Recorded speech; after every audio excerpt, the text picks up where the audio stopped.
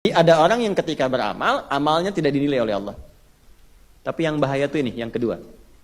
Ada orang beramal, dituliskan pahalanya oleh malaikat, tapi ternyata hilang pahalanya saat di akhirat.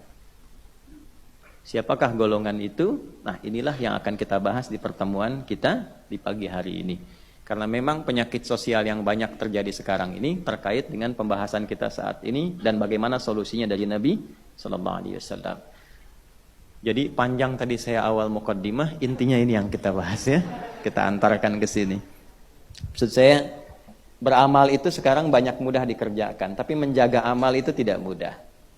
Nah, mendapat pahala itu bisa dituliskan, tapi mempertahankan pahala sampai pulang dan aman, itu mesti kita usahakan sampai kembali kepada Allah. Baik, referensinya Bismillahirrahmanirrahim di hadis Muslim. Ya, saya bawa kitabnya. Kadang-kadang memang rumit gitu, kalaupun kita hafal misalnya, tapi seringkali suka dituntut referensinya mana, kitabnya mana gitu. Jadi beberapa kajian kadang saya harus bawa gitu. Ini Sahih Muslim, Syarah Imam Nawawi. Yang saya punya yang ini versi 1, nanti ada versi 2 yang tanpa syarah. Ini 9 jilid. Saya bawa jilid yang ke-8 ya. Silakan dibuka.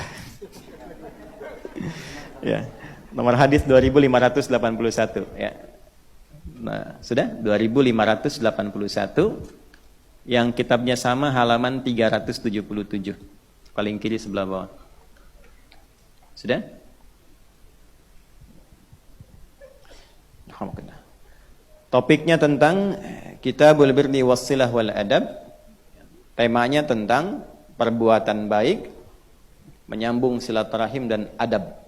Jadi ada 3 tema besarnya. 1 tentang perbuatan baik. Nanti kita urai ya, sebelum ke hadisnya kita urai. Jadi ngaji hadis itu bahas dulu tentang nama tema. Setelah itu sanad, setelah itu matan. Jelas? Karena ulama itu kalau menuliskan nama kitab bahkan tema itu nggak sembarangan. Contoh kenapa hadis Muslim masuk kategori Al-Jami', tapi Abu Daud Sunan. Sunan Abu Daud, Sunan An-Nasai, tapi ini Jami'. Al-Bukhari Jami'. Kenapa Imam Ahmad itu Musnad? Ya, kenapa At-Tabrani itu Mu'jam? Itu ada maknanya. Kenapa Bulughul Maram misalnya? Ya, itu ada maknanya. Tidak semua kitab itu saat dituliskan hampa begitu saja, itu ada makna. Yang belajar nahwu itu ada namanya kitabnya Jurumiyah. Pernah dengar? Karya Hasan Haji itu pernah dengar? Pernah belajar? Al-kalamu wa lafdhul mufidu bil wad'i wa aqsamu thalathatun ismun mafilun wa harfun wa amal ismu wa kalimatun dalat ala ma'nan fi waqti wa lam yuqtaram bi zamanin wadan. Pernah dengar itu? Ya. Kenapa disebut Jurumiyah? Karena beliau itu saat ingin menuliskan gramatikal bahasa Arab untuk mendidik anaknya, jadi anaknya itu pengen diajarkan dari karya ayahnya. Supaya Allah ridha, ini Bu, menarik sekali ini. Supaya Allah ridha dengan buku itu dan bermanfaat, beliau uji di aliran sungai.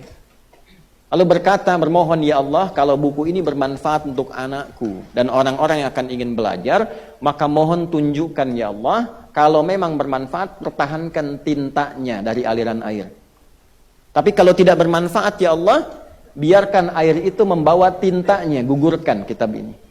Maka dilempar ke aliran sungai itu, dan dia mengatakan, Jarmiyah, Jarmiyah, Jarmiyah. Ayo air, terus ngalir. Bukan disuruh berhenti. Ya, kalau kita kan kadang-kadang, ya Allah kalau bisa jangan ngalir. Ini enggak, Jarmiyah, ngalir, supaya saya pengen tahu berkah enggak tulisan saya ini. Maka ketika airnya terus mengalir, tintanya tetap menempel. Ya, maka dari situlah kitabnya diberi nama Jurumiyah. Nah, itu ada makna-maknanya. Nah, kemudian subtopiknya tahrimul zulmi. Ya, tahrimul zulmi. Kita tuliskan supaya lebih terukur pembahasannya. Bismillah. Ngaji dengan saya agak sabar ya, karena kita agak mendetail pembahasannya. Tolong diamati dari awal sampai akhir, karena kalau dipotong salah pemahaman nanti. Kita sudah. Nah, Elbir, kemudian wassilah,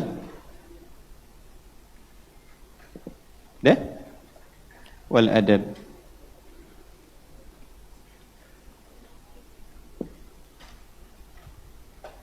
Subtopiknya bab Tahrimuz zulmi. Ini kajian spesial ya. Kita simpan dulu an-nazi'atnya. Ya. Bapak di sana nggak usah miring-miring, tawakal aja nanti saya bacakan.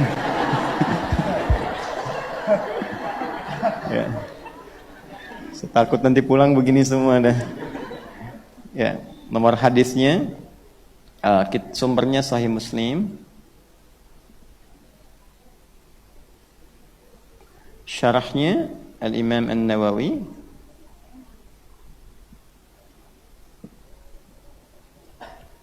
Kemudian jilidnya yang ke-8. Saya pakai angka Arab saja. Nomor hadisnya 2581. Halamannya 377. Ya. Dah? Baik. Yuk kita lihat sebentar ya sebelum dibacakan hadisnya. Bismillahirrahmanirrahim. Kitab Al-Bir. Di topik-topik kitab jami itu dibukanya dengan kitab. Kalau kita memahami dari kamus standar, maka diartikan dengan buku. Kitab itu apa? Buku. Asalnya kitab itu sesuatu yang tersusun dengan rapi. Dari awal sampai akhirnya. Rapi, runtut. Sempurna pembahasannya disebut dengan kitab. Al-Quran, nama lainnya disebut dengan kitab, karena Al-Quran itu runtut, rapi, sempurna, isinya dari awal sampai akhir tidak ada aibnya. Dzalikal kitabul la raiba fi hudal lil muttaqin. Turunan dari ini kataba yaktubu kitab kutiba. Kalau ada hukum disampaikan di Quran dengan menggunakan kata turunan ini, misalnya kataba atau kutiba, ini menunjukkan hukumnya berisi informasi yang sempurna aturannya, tidak ada cacatnya, terukur dari awal sampai akhirnya. Contoh, puasa Ramadan kewajibannya menggunakan kutiba. Ya ayyuhalladzina amanu kutiba alaikumus.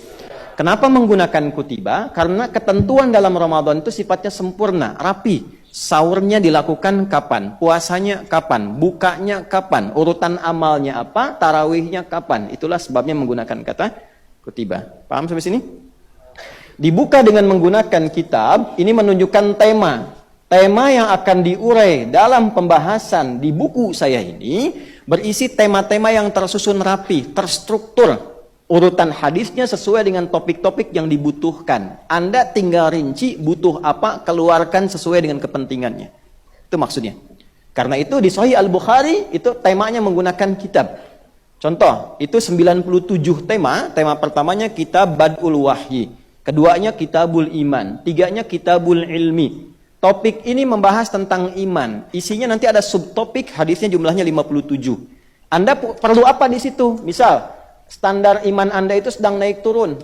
Kalau sedang naik semangat, kalau turun terus bermasalah, malas-malas ibadahnya. Maka keluarkan di topik itu, cari topiknya untuk menguatkan iman, keluarkan ayatnya, keluarkan hadisnya. Tunggangi itu sampai kita berubah kembali menjadi naik.